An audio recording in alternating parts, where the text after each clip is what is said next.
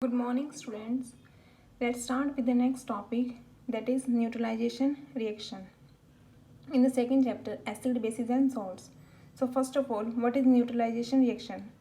The reactions in which an acid and base reacts with each other to produce a salt and water are known as neutralization reaction. For example, if hydrochloric acid and sodium hydroxide reacts with each other, give rise to water and sodium chloride. That reaction is known as neutralization reaction. How? Because hydrochloric acid is an acid and sodium hydroxide is a base. When both reacts, give rise to water and salt, that is sodium chloride.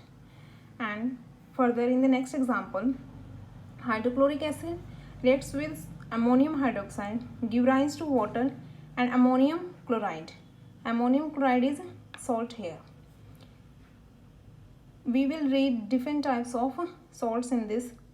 Some are here, and classify these salts on the basis of positive or negative ions radicals present in them.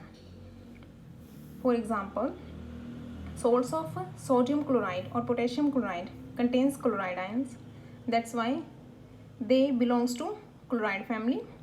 And salts of sulfuric acid contains sulfate ions, that's why they belongs to sulfate family. And the next one is nitric acid, contains nitrate ion, that's why they belongs to nitrates. And so many salts are obtained from the common salts. Some are defined there. First one is common salt and its formula is sodium chloride, that is NaCl. Second one is sodium hydroxide and its formula is NaOH. And third one is bleaching powder, CaOCl2, means calcium hypochlorate. Fourth one is washing soda and its name is sodium carbonate decahydrate. There are 10 molecules attached, 10 water molecules are attached with sodium carbonate, and these 10 water molecules are known as water of crystallization, and it's a hydrated salt. Another one is baking soda and its name is sodium hydrogen carbonate, formula is NaHCO3. And one more hydrated salt we will read in this chapter is plaster of Paris, commonly named as POP, and its formula is calcium sulfate hemihydrate, CaSO4.12H2. Here half water molecule is attached in this formula. Okay, now a new term is defined there, and that is water of crystallization. And how can we define this term? It is the fixed number of water molecules chemically attached to each molecule of a salt in its crystalline form. Here we are taking an example of copper sulfate pentahydrate. Copper sulfate means CuSO4. Pentahydrate means 5 water molecules are attached here, and due to these 5 water molecules, this salt's color is blue and commonly named as blue vitriol. Second example is sodium carbonate decahydrate, commonly named as washing soda, and its formula is Na2CO3.10H2. Due to the decahydrate, here 10 water molecules are attached. Calcium sulfate hemihydrate, hemi means half water molecule, calcium sulfate CaSO4, commonly named as POP, used in designing of walls.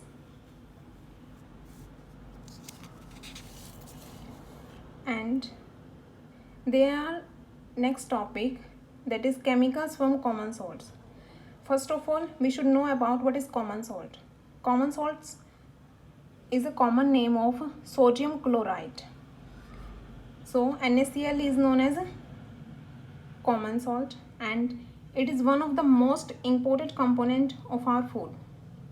It gives salty taste in the food, and its main source is seawater. It gives salty taste due to presence of impurities in the sea, and it also exists in the form of rocks. That's why it is also known as rock salts.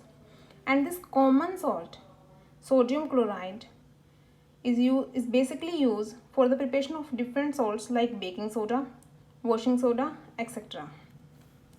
Let's discuss with the first salt obtained from the sodium chloride, that is sodium hydroxide or caustic soda, also known as caustic soda, and its formula is NaOH, sodium hydroxide. And how we obtain from brine solution? First of all, this we take brine solution, means sodium chloride aqueous solution, and pass electricity through them. We get sodium hydroxide and chlorine and hydrogen gas at the cathode. And due to this salt present in it and chlorine, it is also known as chlor-alkali process.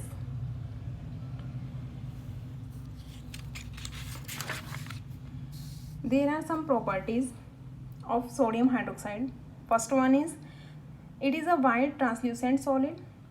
It readily soluble in water, which gives alkaline solution, maybe strongly alkaline solution. And the third one is, the crystals of sodium hydroxide are deliquescent. Deliquescent means hygroscopic in nature, and it means it absorbs water. Now, what are the basic uses of sodium hydroxide? Sodium hydroxide is used in many industries like rayon industry or cotton industry, and it is also used in the manufacturing of soaps and detergent.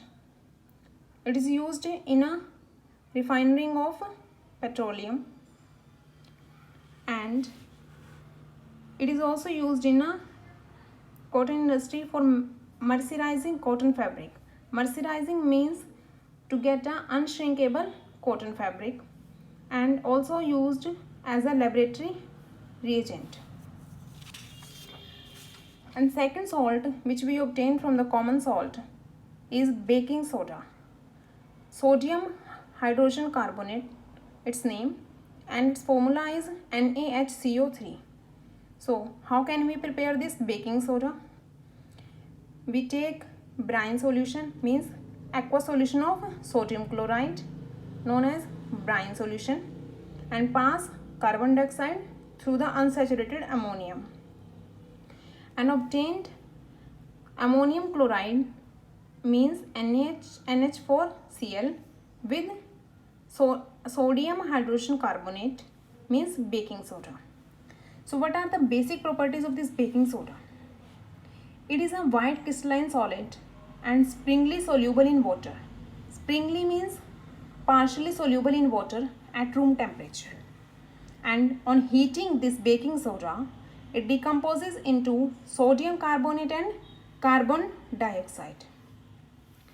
And what are the basic uses of this baking soda? It is one of the ingredients used in antacids.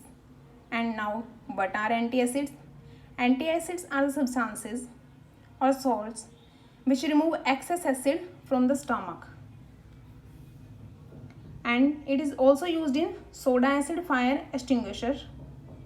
And the last one is, it is the basic component in the manufacturing of baking powder.